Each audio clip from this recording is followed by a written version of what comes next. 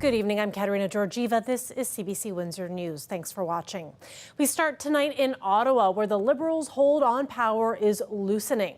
The leader of the NDP has announced that his party will vote no confidence in the government after Parliament resumes. Jagmeet Singh has propped up the Liberal minority since the last election. The leader of the official opposition is skeptical about Singh's stated intention to help bring down the government. He's talking about holding a non-confidence vote in March.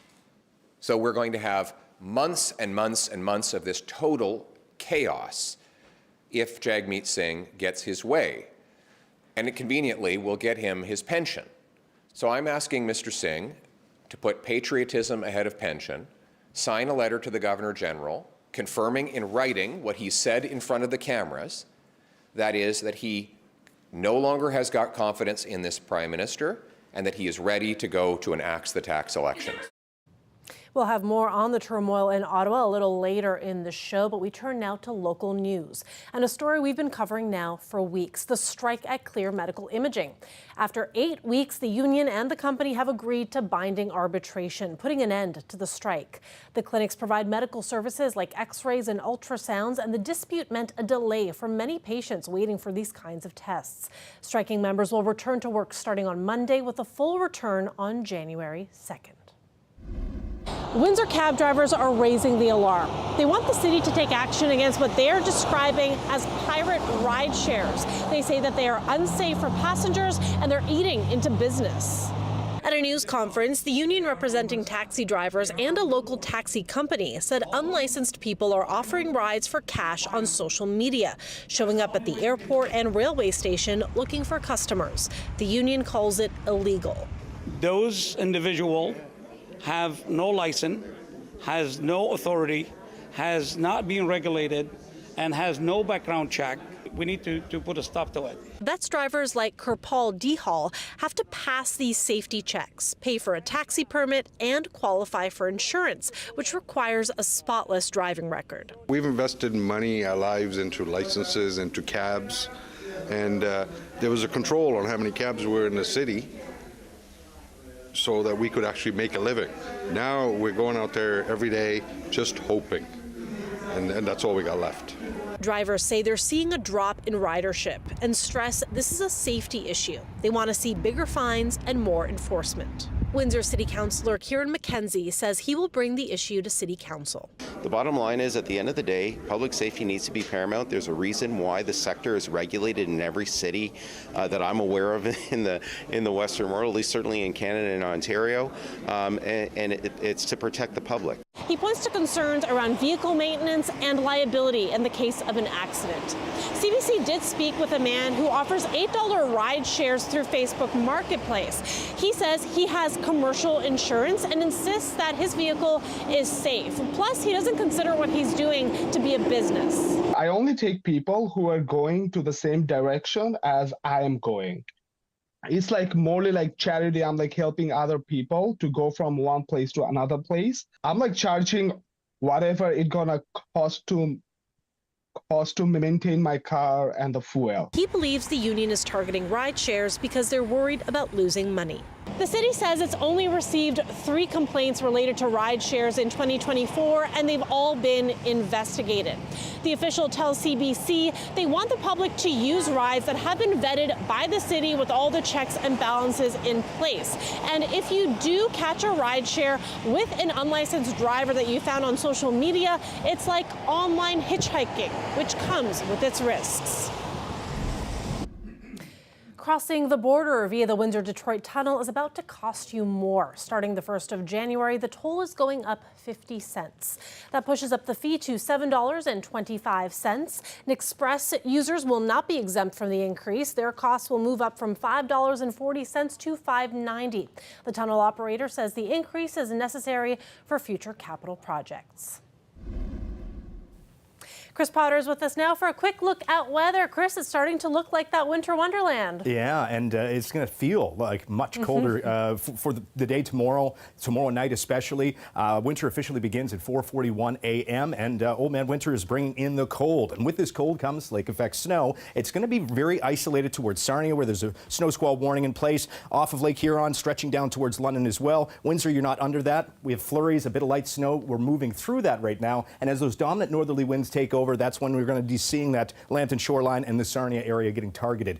-7 for the overnight, but with the winds, probably going to feel like -14, -6 tomorrow morning. Mostly sunshine in the Windsor area. Similar story for the afternoon with mostly sunshine expected and a high of -4. We'll still be in the deep freeze for Sunday, but we warm up next week. Details ahead.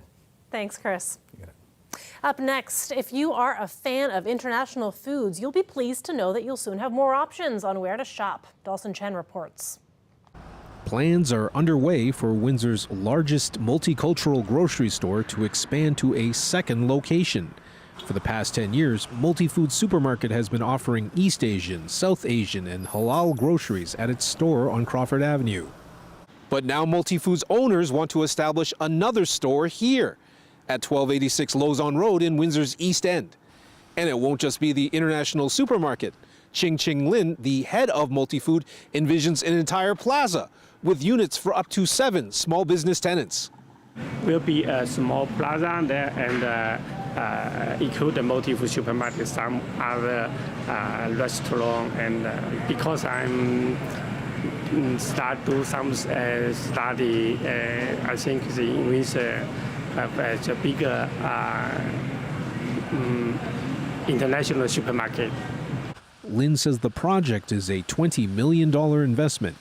He's hoping for construction to begin in the summer of 2025, with an opening date in early 2026. The plan does not impact the Crawford Avenue location, which Lin says gets an average of 20,000 customer visits every month.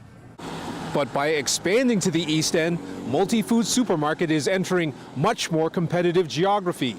The area of Lozon Road already has multiple grocery buying options, including Zehrs, Walmart, Food Basics, Metro, and Freshco. Yet Lin believes there's room in East Windsor for another supermarket, carrying plenty of Chinese, Vietnamese, and Indian goods. Professor Sylvain Charlebois, an agri-food market analyst with Dalhousie University, agrees. We're seeing the same phenomena here in Halifax, in suburbia, Montreal. Also, you're seeing more of these stores doing extremely well when it comes to servicing migrants, ethnic groups, or consumers looking for ethnic products. Vidu Dayal, acting president of the South Asian Center of Windsor, says he and many others would welcome another multi-food location. I'm one of the regulars there because I'm very pleased with what they have done for the South Asian community. They cater for the South Asian community. For the population has increased almost tenfold. The owners of Multifood Supermarket in Windsor also have ethnic supermarket locations in Milton and Guelph. Dawson Chen, CBC News, Windsor. Let's turn now to what was once known as the show spot of Canada in its heyday from the 1940s until 1974. The Elmwood Casino. Of course, a number of former employees will be gathering for a reunion tomorrow to mark 50 years since it closed. So tonight, we're going to take a walk down memory lane in its honor. My name is Silvio Veneres, and today we're going to talk about the famous, glorious Elmwood Casino. When I started here, I was 15 years old. They hired me, but only to work Saturdays and Sundays as a setup, a busboy, where I would come in the main ambassador room and bring in tables and chairs for the Saturday night, 2 big shows. And that's how I learned how to serve in proper etiquette as a busboy, and then graduated in the main room, in the ambassador room as a busboy. And I did that for about 6-7 months. And then there was an opportunity for a full-time job backstage, and they asked me to go backstage full-time. I was in high school, long evenings, and I did it for 4 years almost.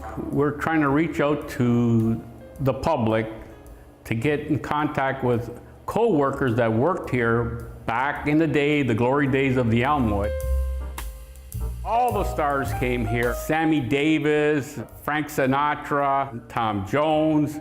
Amazing. I call this place the crown jewel of Windsor. I always heard the old saying, you as an entertainer, you made it big time when you played at the Elmwood. As a busboy, sometimes you see these great entertainers, sometimes you kind of stop and look. It just amazes you how good these entertainers are at one time, because back in the day, they were really true entertainers. They sang, they danced, they made you laugh. They were professional entertainers. A LaSalle public school sent out a survey to its community in a cheerful way this week. It's all about how a simple act of kindness can go a long way. CBC's Dale Molnar reports. I'm Dale Molnar. I'm here at Holy Cross Elementary School in LaSalle, where it's actually pajama day, so I'm really overdressed. The reason I'm here is not for that. It's because they just did a special thing where they sent out Christmas cards to the community. So I'm going to talk to some of the kids about why they did that.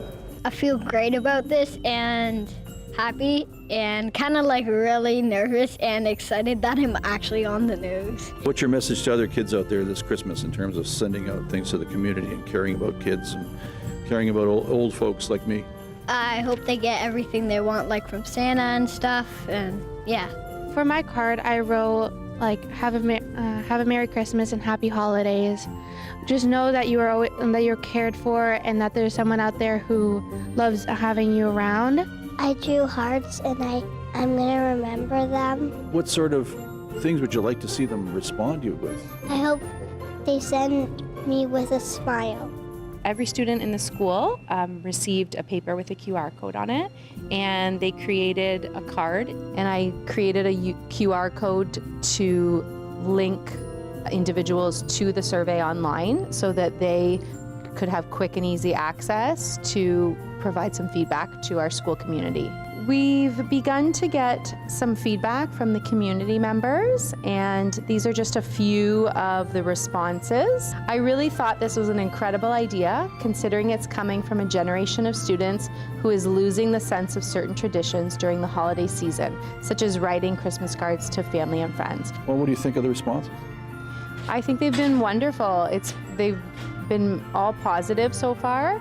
And I think it's going to really help our students understand the impact that one individual can have.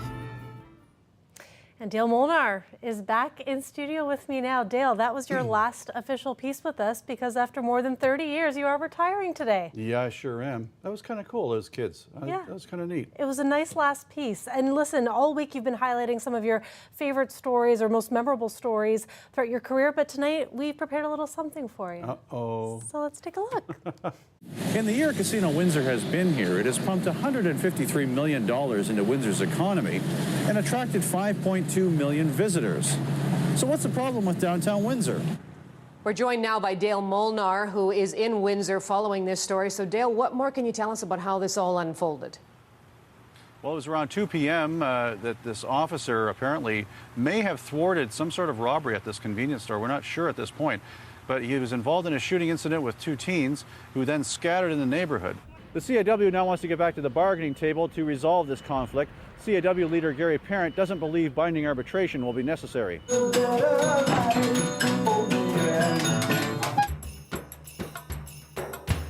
There actually have been sightings all over town, so I decided to track down the foul visitors myself. My first stop was at the Ojibwe Nature Center, where they had been seen just this morning. No, not that one. He's stuffed. Well, seeing all these play structures has made me wish I was a kid again, and I'd kind of like to try some of this out, but I don't know about this slide. It looks a little too daunting for me. I think I better try something more my speed. Woo! Whoa! Oh! Dale Molnar, CBC News, Windsor. That was a classic, Dale. How did that feel looking at that? Hopefully a delight. It was great. Yeah, I remember doing some of that. The turkey thing, I forgot all about that. Right. I was like, yeah. Oh my gosh. That stood out. Well, Yeah. listen, tell us about what do you have on the go for retirement? Well, I mean, I'm not going to just sit back and put my feet up. I'm going to stay busy. I'm going to be playing some jazz, hopefully, with my trombone, doing some writing. And stay tuned. There's more to come, hopefully. And I know you want to say a few words to our audience as well. That's right. First of all, I'd like to say thank you to all the people who have sent congratulations on Facebook and phone calls and emails. I'm just stunned by the number of people who have reached out to me over the past few days. That was amazing. And I also want to thank the people who I've worked with over the years, including great people like Katarina here. There are a great bunch of people here we have at CBC Windsor. And I want to thank the CBC for giving me this opportunity to work in the world's best news organization. And finally, I want to thank all of you for your continued support over the years on both radio and TV. Oh, we love you, Dale. Especially, especially when somebody comes up to me and says, "Hey, aren't you that news guy?" And I say, "Yeah." "Well, you watch me every night?" And I say, "Yeah, you're the..."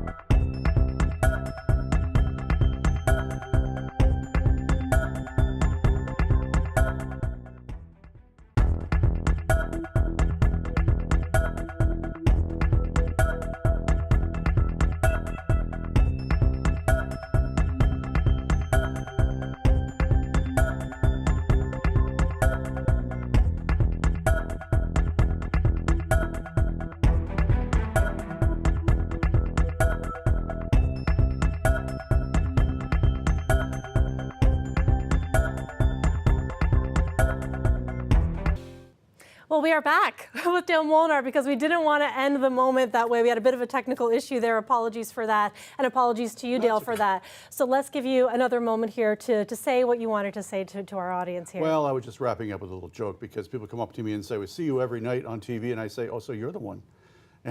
So that was what you missed. Woohoo! So anyway, thank you, everyone, and happy holidays. That's a wrap. Peace out.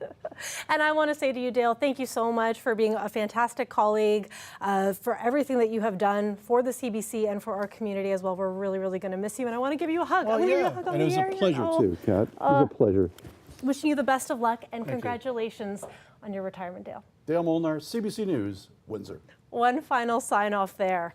All right, we're going to pivot now to Ottawa. A lot of last-minute political maneuvering there today on the last Friday before the holidays. We told you earlier how the leader of the NDP said his party will vote to bring down the Liberal government when Parliament resumes. Meanwhile, the Prime Minister shuffled his cabinet after a week that saw his deputy resign. Ashley Burke has the latest.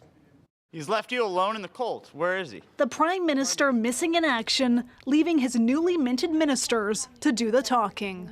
The Prime Minister is not here today to answer questions and address Canadians. We were just with him inside and had some great conversation as to the work that we have ahead of us. Justin Trudeau speaking to Liberals, but not to Canadians, leaving them in the dark and his cabinet stuck answering a big question only he can answer. What assurances has the Prime Minister given you that he will stay on until the next election? The Prime Minister was quite clear that he has a choice that he's reflecting on. Inside Rideau Hall, Trudeau chose to name 8 new members of cabinet, including David McGuinty as Public Safety Minister. Ruby Sahota is in charge of Democratic Institutions, and Nate Erskine-Smith Housing. Trudeau also changed 4 ministers' jobs as he faces growing pressure from almost 20 MPs, all publicly calling for him to step down. Why do you show confidence in the Prime Minister? Prime Minister's the Prime Minister. As the shuffle began, the NDP's leader released a surprise letter, saying in the new year his party will vote to bring this government down. The Conservatives' leader seizing on that pledge, calling for Parliament to be summoned back. We have a guy here who has lost control of everything, and yet he clings to power. Then after meeting with his newly shuffled cabinet, Trudeau surfaced. He took a question from reporters for the first time since his finance minister's stunning resignation Monday. Prime Minister, are you going to step down? Are you considering proroguing? We just had an excellent cabinet meeting that was almost entirely focused on the Canada-U.S. dynamic. Trudeau then walked off and ignored reporters' questions about his future. He didn't say if he's done reflecting and has made up his mind about if he'll step down. Ashley Burke, CBC News, Ottawa. Turning now to Toronto, where police there are investigating an overnight shooting at a Jewish school. It happened 2 days after a firebomb attack on a synagogue in Montreal. This afternoon, Canada's new Minister of Public Safety condemned both attacks. There is no place in Canada for this kind of conduct. Our thoughts and prayers go out to the Jewish community. This is a very, very serious matter for us and our government. Police arrived at the Toronto school today and found several bullet holes in the front of the building. It was empty at the time of the shooting. It's the 3rd time perpetrators have targeted the girls' school this year. The second attack happened in October on the holiest day of the Jewish calendar. The firebomb attack on the synagogue in Montreal was the second in just over a year. Firefighters doused the flames quickly and found an incendiary object inside. Hate crimes against the Jewish community have soared since the war between Israel and Hamas militants erupted 14 months ago. And we want to give you a quick update on our Make the Season Kind campaign now. To date, we have raised more than $14,000 and collected about 8,000 kilograms of food. And I want to give a big thanks to everyone who has helped in the campaign. And if you still want to donate, you can drop off canned goods at our office on Riverside Drive anytime between 9 and 4 p.m. until the end of the month. And stay with us, because after the break, we'll have Chris Potter with us for more on this winter wonderland and how long it's going to stick around for. Stay with us.